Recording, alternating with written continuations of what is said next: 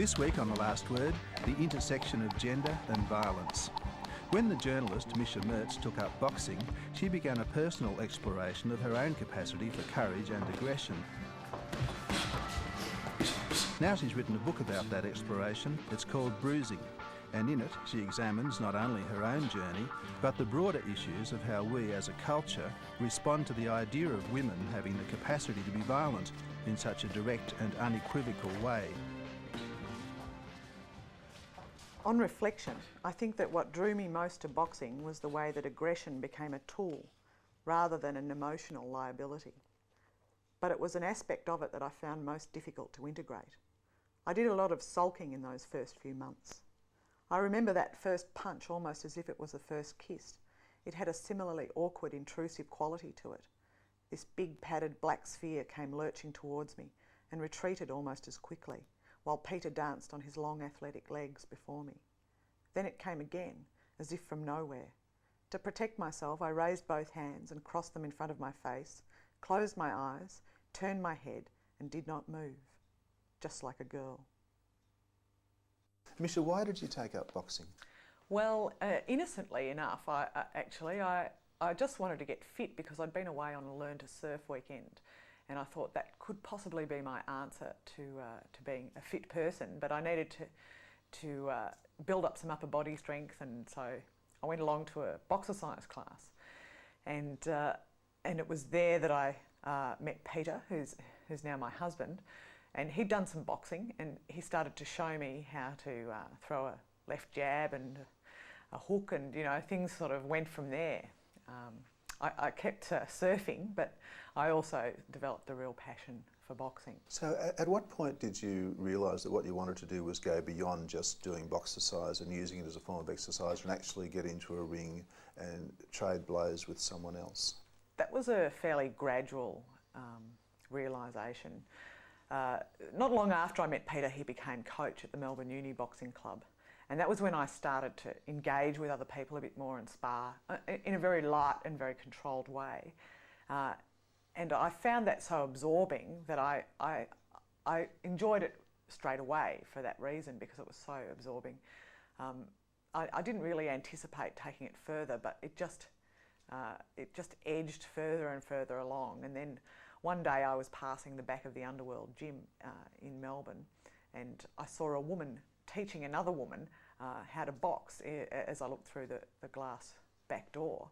And I think from that point on I realised that I could actually compete, and there might be a possibility of taking it further. But I don't think I ever said to myself, I'm going to have a fight, until I'd met the woman that I saw, and I'd trained with her for about 12 months or so. Her name's Amanda Buchanan. And then I thought, I really might regret not fighting, so maybe I should try and give it a go and see how things work out. A strong impression that comes from the book now is that boxing and training is actually such an enormous part of your life that the way that you describe it, it's hard to imagine you having life without it. So what is it? Is it a test of personal courage? Is it a test of stamina? Is it a test of strength? I mean, what do you think you actually get from it now? I think every day it's a different kind of test, and it could be any one of those things. What I get from it now is perhaps different from what I got from it early on. I think initially when I started to fight, or started to think about fighting and train towards that, I was in a lot of doubt about my own courage, and I wanted to test that. And I had a few experiences which I talk about in the book, which challenged my attitude towards my own courage, I suppose, and gave me opportunities to prove to myself that I was brave. Or, I suppose it really doesn't matter to anybody else whether I am or not. But a few years down the track, those kind of issues don't concern me nearly as much as they used to, and now I've become, in a way, I feel like I'm just starting to get the hang of the actual sport, of the technique and the skill, and what drives me now is, I suppose, opportunities to practice what I know, because I feel like now I do know something, and I want to be able to use that and combine that with the elements of physical challenge and courage that sort of initially triggered my interest in fighting. Off the ropes. Yep. Okay, nice. Good. Moving back. Use the right leg. Bang, bang. Nice. Good work. Okay. This desire to be brave, is it just an internal thing or is it a cultural thing? I don't know. I think for me, it's incredibly personal. I don't really know where it stems from. Probably a few years of psychotherapy might work that out. But it also is partly a cultural thing too, in that it's not an expectation for women to be brave. And there aren't that many opportunities in our culture to demonstrate courage or to even test it, for either men or women, and less so for women, I suppose, traditionally. So I always find it quite moving to see women boxing or doing something that involves courage and strength, like Lane Beachley, surfing 80-foot waves, because there's such a huge doubt over whether women are capable of those sort of things, and to see it happening, I think, is a kind of just such a resounding statement about the human courage in all of us, let alone men or women. But when women do it, I think there is a degree of challenge to cultural stereotypes. Why are people so bothered by the idea of women boxing?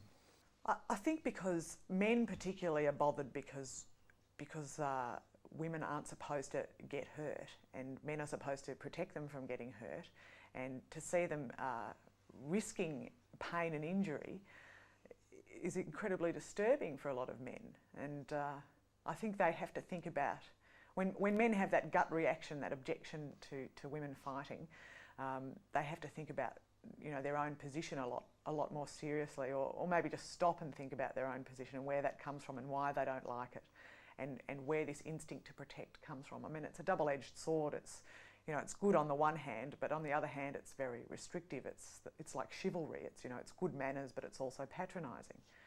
And I think for women, it's disturbing to see women fight, because it challenges all the notions about women being more virtuous than men, and being able to resolve differences in a peaceful way. And this direct physical confrontation is so much at odds with the way women like to see themselves, or perhaps like to present themselves to the world, in this utopian kind of sense, as if the world run by women would be one free of war and free of pain and torture and conflict and exploitation. And I think that's as much a myth as the myth about women being fragile and in need of protection. So you think that it's completely outside the realities of gender to think that women are innately not aggressive, because in a way what you're doing actually is, I suppose, exploring your own capacity for aggression, aren't you? Yes, and I'm confronted with other women's capacity for aggression as well when I fight them and when I'm in the gym. I mean, it's impossible then to say, in those sorts of situations, well, women aren't as aggressive as men, because boxing is a sport primarily about skill and the utilisation of aggression, and without it, it's pretty impossible to do. And I think often we see women being aggressive in indirect ways, or we don't see it actually. I mean, women are very good at being covertly aggressive, and both men and women are happy enough to call that unaggressive.